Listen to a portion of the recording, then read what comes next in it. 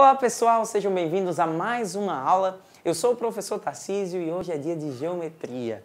Nós vamos trabalhar as áreas dos quadriláteros.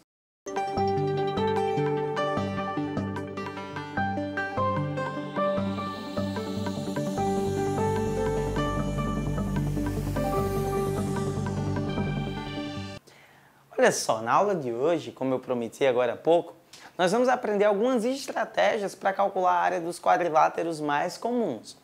É importante que você já tenha consciência da classificação dos quadriláteros. Você precisa entender quando é que eu posso considerar um quadrilátero como um paralelogramo, ou como um retângulo, como um quadrado, como um trapézio, porque vai ser essencial na hora da gente fazer o cálculo.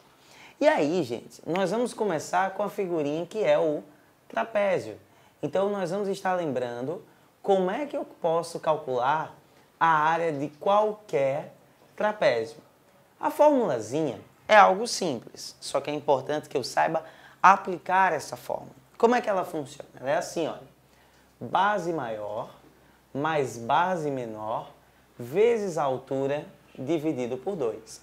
No entanto, eu preciso que você sempre recorde que quando nós falamos de altura, nós estamos falando daquele segmentozinho que forma 90 graus.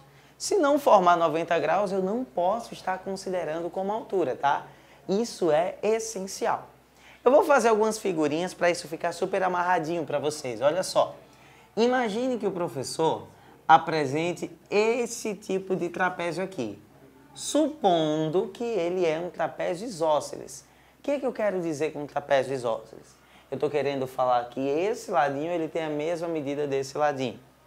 Aqui nós teríamos a chamada base maior e aqui a base menor. Professor, como é que eu reconheço quais são as bases? As bases são sempre aqueles lados do trapézio que são paralelos. Quando tu pega os lados paralelos do trapézio, tu pode chamar de bases. No geral, ele vai ter uma base maior e uma base menor. Quero lembrar que quando a gente fala de altura, tem que ser um segmento que forme 90 graus. Se não formar 90 graus, eu não posso considerar uma altura. E o que é que eu quero dizer com isso? Eu quero dizer que isso daqui, por exemplo, não é a altura do trapézio. A altura dele tem que ser de cima até embaixo, formando 90 graus.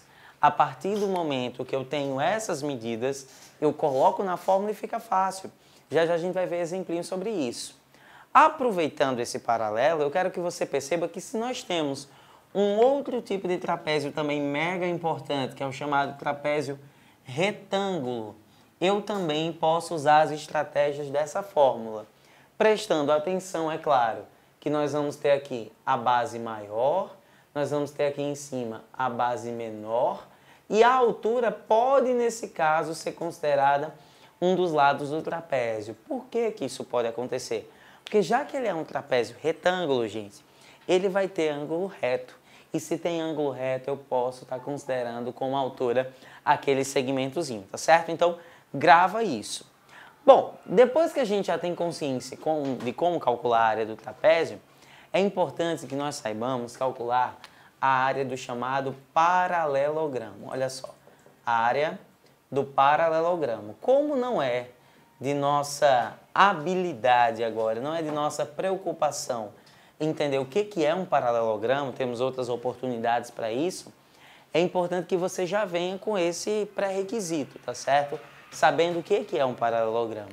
A partir daí, o cálculo da área vai ser feito base vezes altura, com aquela preocupação que eu vou insistir bastante durante as aulas. Só posso considerar como altura se o segmento for perpendicular, ou seja, se ele forma 90 graus com as bases, tá certo? Então, se o professor faz esse desenho aqui, olha só, esse desenho aqui que lembra um paralelogramo, ele vai ter sua base aqui, vou chamar de B, e a altura vai ser essa mocinha aqui.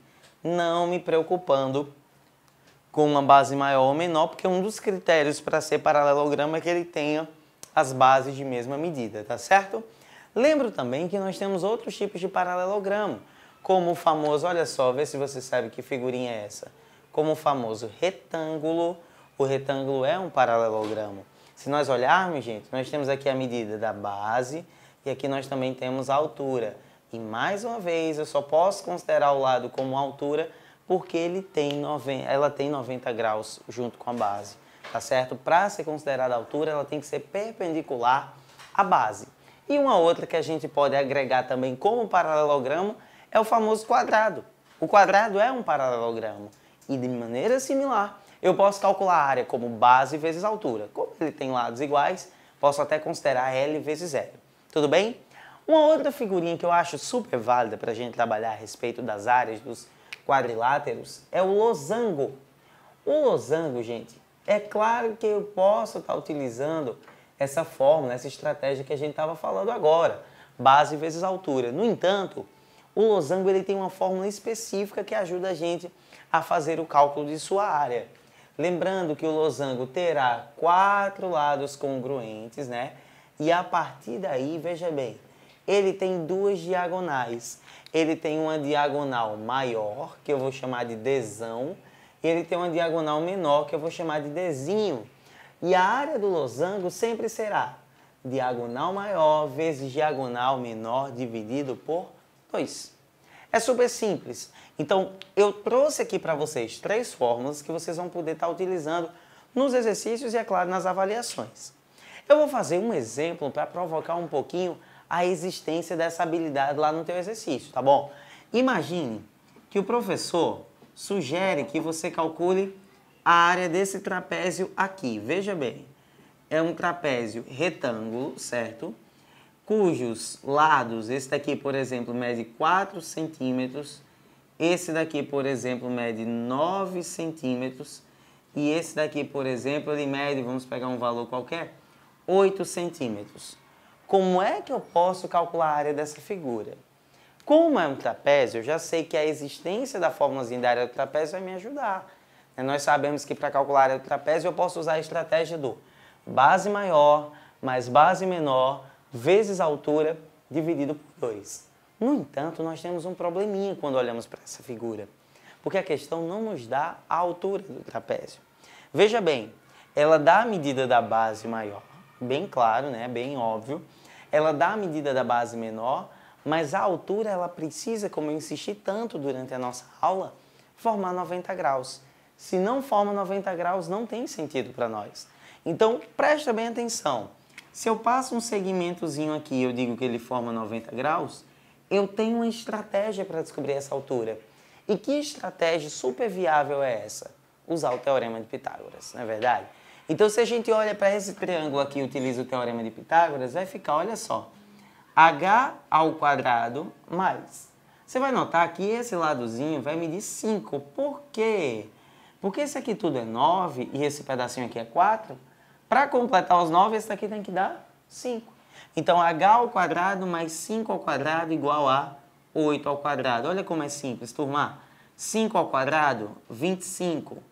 8 ao quadrado vai dar 64. E o 25 vai passar subtraindo. Quando eu faço essa subtração, isso dá 49.